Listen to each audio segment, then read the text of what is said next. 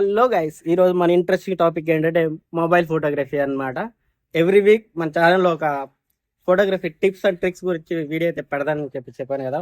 మొట్టమొదటి వీడియో ఈ రోజు అయితే రికార్డ్ చేస్తున్నాం.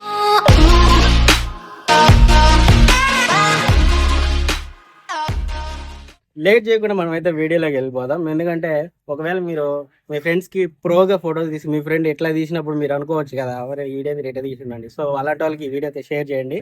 మీరు మంచిగా తీసినప్పుడు వాళ్ళు మంచిగా తీయాలి కదా మన ఫొటోస్. కాబట్టి ఈరోజు ఈ టాపిక్ అయితే చెప్తాను. 3 టాపిక్స్ చెప్తాను. 3 అనమాట.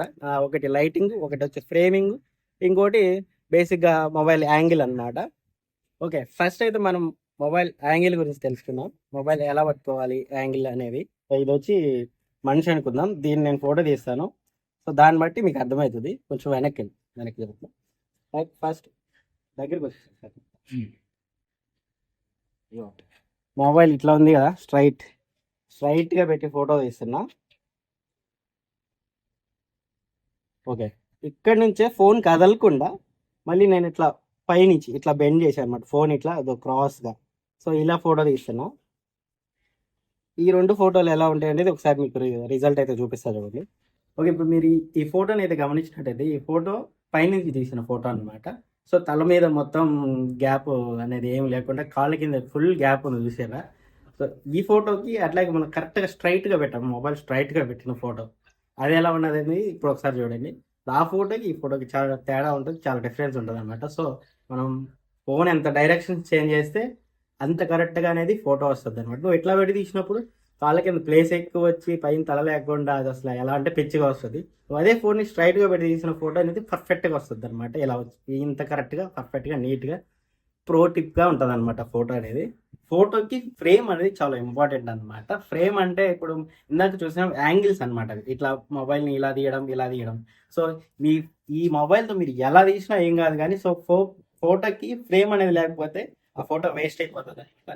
సో ఫ్రేమ్ అంటే ఏంటంటే మనం ఒక ఫోటో తీసేటప్పుడు ఒక మనిషి, ఒక పర్సన్ అనుకుందాం, హెడ్కి పైన ఎప్పుడు గ్యాప్ ఉండాలి. సైడ్స్ విత్ హెడ్, ఈ రెండింటికి అనేది గ్యాప్ అనేది ఖచ్చితంగా ఉండాలన్నమాట. సో మీరేంటంటే హెడ్ మీద, చాలా మంది హెడ్ మీద గ్యాప్ లేకుండా ఇట్లా స్క్రీన్ ఇలా అతుక్కోబోయేటట్టు ఇట్లా తీస్తారనమాట ఫొటోస్. చూపిస్తా చూడండి ఇవి. సో అలాంటి ఫొటోస్ ఎప్పుడు ప్రోగా ఉండవు. అవి ఎవడైనా చూసినా పాపం అరే నేను మంచిగా తీసినా ఈడేంది రేటా తీసిండు అనుకుంటారనమాట. సో అట్లా కాకుండా హెడ్ మీద గ్యాప్ ఉండేటట్లు.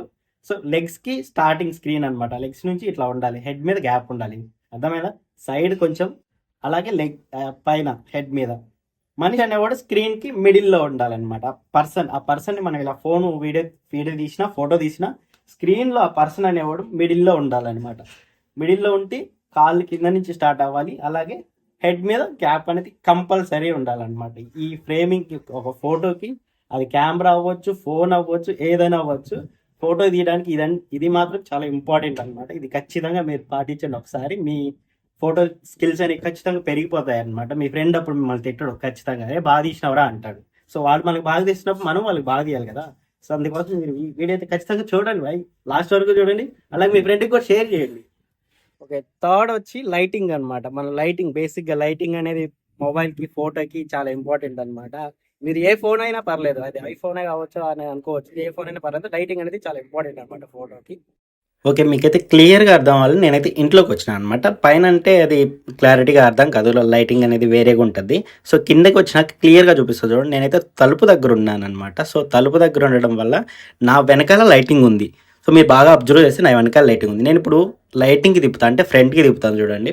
సో ఎంత క్లియర్గా వచ్చింది, చాలా డిఫరెన్స్ చూడండి. అక్కడ లైవ్ మీకు అర్థమైపోయింది. సో మన వెనకాల లైట్ ఉన్నప్పుడు ఎప్పుడైనా సరే పిక్చర్ అనేది నీట్గా రాదు. సో మనకి ముందుగా లైట్ ఉండాలి, అంటే ఫేస్ మీద పడేటట్లు నీట్గా లైటింగ్ ఉండాలన్నమాట. ఓకే, ఇప్పుడు ఒకసారి పైన కూడా తీద్దాం సన్లైట్కి. అంటే మా ఫ్రెండ్ ఉన్నాడు కదా ముందు, సో పైన సన్లైట్కి వీడియో అనేది ఎలా తీయాలి అనేది ఒకసారి క్లియర్గా అయితే అర్థమైపోతుంది. అక్కడ వాడు ఉన్నాడు కదా, సో వాడిని గమనించండి. ఇప్పుడు వాడి వెనకాల సన్ ఉన్నాడు అనమాట. సో లైట్ అనేది వాడి ఫేస్ మీద అస్సలు లేదు, చాలా చీకటిగా ఉన్నాడు. సో తననైతే నేను ఇటువైపు రమ్మని చెప్తా. లైవ్గానే వీడియో అయితే కట్ కూడా చేయను, లైవ్గానే రమ్మని చెప్తున్నాను. సో వచ్చాడు కదా. సో ఇప్పుడు చూడండి, ఇందాక వాడి వెనకాల సన్ ఉన్నాడు, కానీ ఇప్పుడు వాడి ఫ్రంట్ సన్ ఉన్నాడు అనమాట. వాడికి ముందున్నాడు సన్, వాడి ఫేస్ మీద నీట్గా వాడుతున్నాడు. సో ఇప్పుడు ఇందాకడికి తేడా చూడండి, చూసారా ఎంత క్లియర్గా వచ్చిందో. సో లైటింగ్ అనేది చాలా ఇంపార్టెంట్ అనమాట ఫోటో తీయడానికి, వీడియో తీయడానికి. ఇలాంటి టిప్స్ అండ్ ట్రిక్స్ ఇంకా ముందు ముందు చాలా అంటే చాలా చెప్పబోతున్నాను ఫోటోగ్రఫీ గురించి. బేసిక్గా నేను ఫోటోగ్రాఫర్నే కాబట్టి. సో అలాగే మన ఛానల్ అయితే సబ్స్క్రైబ్ చేయండి మచ్చా, సబ్స్క్రైబ్ చేయండి, అలాగే లైక్ చేయండి, అలాగే కామెంట్ చేయండి, అలాగే షేర్ కూడా చేయండి మచ్చా. మీరు కాబట్టి ఎవరు చేస్తారు నాకు చెప్పండి. అలాగే వెనకాల నుంచి మీరే నెట్టాలి నన్ను, మరి వెనక్కి కాదయ్యా బాబాయ్, ముందుకి వెనక్కి నెట్టకండి, ముందుకి నెట్టండి. ఓకేనా? Thanks for watching.